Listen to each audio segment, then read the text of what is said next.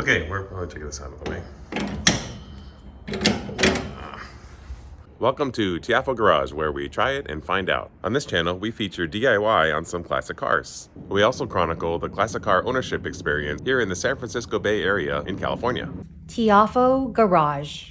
Welcome to Tiafo Garage. We have got the oil out of the 72911 here. We have two other things I alluded to that I plan to do as part of this effort. The first one is over here. We have a pinched oil line. This is very common on 911s, where for those that have oil coolers like this one does, there's an oil brass line that goes to the cooler in the front of the car and back. I'm not sure which is which. But anyway, at some point somebody tried to jack up the car, didn't realize, this was a soft metal and bent it. I am going to just do the simple thing and attempt to just squeeze it back enough that I'll get a little more flow. I think there's probably a little bit of flow, but not much. It's pretty flattened. Brass is a ducked out metal, so I'll just squeeze it with the vise, try to get it up as high as possible and squeeze it and hope that it kind of pooches out when I do that. If it cracks or bends in when I do that, I'll assess, but worst case, I'll just buy another set of pipes and run new ones, which wouldn't be horrible, but I want to first try and see if I can just squeeze it back. So I want to show where the oil lines go. So there's the pinch part. They kind of sneak up here behind or up in the wheel well, over the tire, and to that oil cooler there. Just so you can kind of see how that works. We'll give this a shot. We're at on the back, on the underside of the car. It's the oil tube. And then it looks like the jack crushed the line up until the point where the load got transferred through this piece here. So it shouldn't be fully flattened. I think this saved the day. And there again, the hope is that it kind of unflattens when I squeeze it. So the vise will actually be on this metal surface, which is touching the edge of that pipe. Let's see, yeah, by design, I guess. And it'll be on the tube itself on the outside. And when we squeeze, the hope is that it pooches out again, which is luck. The vise is sitting on the ramp, and there's just a little bit of room up there. So I'm gonna put a little wood shim to get it up as high as possible. Okay, I use some wood shims to prop it up to get it as close to the top as I can. So let's see what happens here. Try it and find out.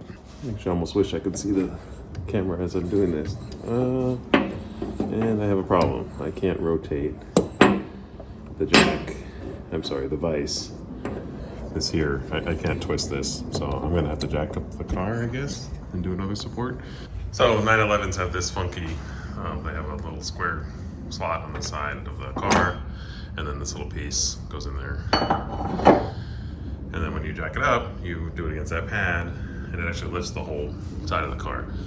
And of course I've got my safety chocks over on the other side, you can see. And the car's parking brake is on and it's in gear. So safety first.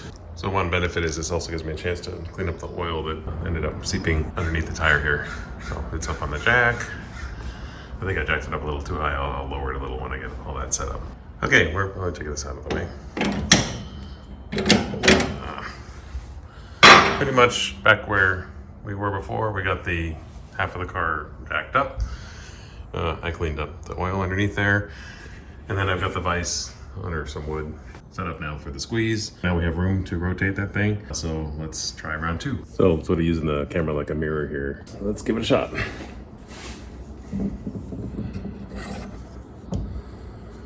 Okay, I'm encountering resistance.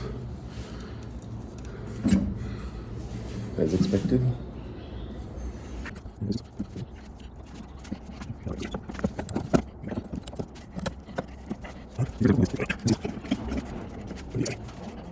Take a look. Oh yeah, definitely, absolutely, much better. Wow. Okay, so if you recall, that was like totally flat before, and now it's thick.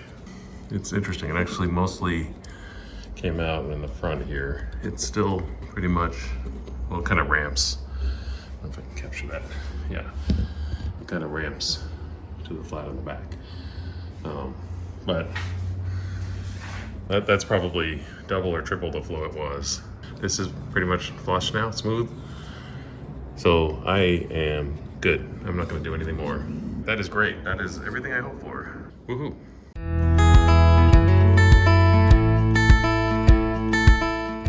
So I did not do a before version of this experiment because I didn't have this, but this is a temperature sensor I got on TMU.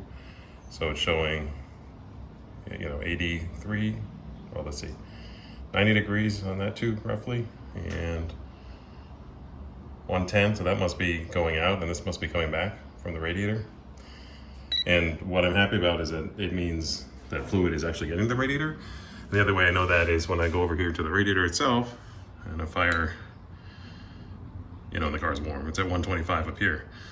So we're getting flow to the radiator, which is great. I wish I had done this before, but I didn't have this thing, and the idea went off to buy this. But so our little, whether it was flowing much or not before, our clamp squeeze method of opening up that pipe is definitely resulting in good flow to the radiator. Well, I hope you enjoyed that. And if you enjoy this type of content, please do like, share, and subscribe. It will help the channel, and we will see you next time on Tiafo Garage.